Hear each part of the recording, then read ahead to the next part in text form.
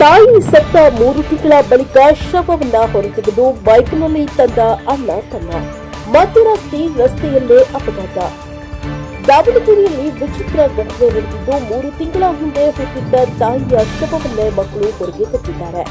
ಅಷ್ಟೇ ಅಲ್ಲದೆ ಸ್ಮಶಾನದಿಂದ ಶವ ತೆಗೆದು ಬೈಕ್ನಲ್ಲಿಟ್ಟುಕೊಂಡು ಸಾಗಿಸುವ ವೇಳೆ ಬೈಕ್ ಅಪಘಾತಕ್ಕೀಡಾಗಿದೆ. 3 ತಿಂಗಳ ಹಿಂದೆ ಹುಟ್ಟಿದ್ದ ಶವವನ್ನ ಅಣ್ಣ ತಮ್ಮ ಸೇರಿ ಹೊರತೆಗೆದಿದ್ದು ಯಾಕೆ? ಮಕ್ಕಳು ಮಾಡ್ತಾ ಇರೋ ಆರೋಪವಾದ್ರೂ ಏನು? 3 ತಿಂಗಳ ಹಿಂದೆ ಹುಟ್ಟಿದ್ದ ತಾಯಿಯ ಶವ ಹೊರತೆಗೆದ ಅಣ್ಣ ತಮ್ಮ ಇಬ್ಬರು ತಾಯಿಯ ಕೊಲೆ ಪ್ರಕರಣ ಮುಚ್ಚಿ ಹಾಕಲು ಪೊಲೀಸರು ಯತ್ನಿಸಿದ್ದಾರೆ ಎಂದು ಆರೋಪವನ್ನ ಮಾಡಿದ್ದಾರೆ. ಹುಟ್ಟಿದ್ದ ಮೃತದೇಹ ತೆಗೆದುಕೊಂಡು ಮಧ್ಯರಾತ್ರಿ ದಾವಣಗೆರೆ ಜಿಲ್ಲಾಸ್ಪತ್ರೆಗೆ ಸಹೋದರರು ಬಂದಿದ್ದು, ಈ ದೃಶ್ಯ ಕಂಡು ಸಿಬ್ಬಂದಿ ಶಾಕ್ ಆಗಿದ್ದಾರೆ. ದಾವಣಗೆರೆ ಜಿಲ್ಲೆ ಹರಿಹರ ತಾಲೂಕಿನ ಆದಾಪುರ ಗ್ರಾಮದಲ್ಲಿ ಏಪ್ರಿಲ್ 29ರಂದು ಅನುಮಾನಾಸ್ಪದವಾಗಿ ಈರಮ್ಮ ಸಾವನ್ನಪ್ಪಿದ್ರು. ಇದೇ ವೇಳೆ ತಾಯಿಯ ಸಾವಿಗೆ ಅಕ್ಕಪಕ್ಕದ ನಿವಾಸಿಗಳ ಮೇಲೆ ಅನುಮಾನವಿದೆ ಎಂದು ಮಕ್ಕಳು ಆರೋಪ ಮಾಡಿ ಪೊಲೀಸ್ ಠಾಣೆಗೆ ದೂರನ್ನ ನೀಡಿದ್ರು.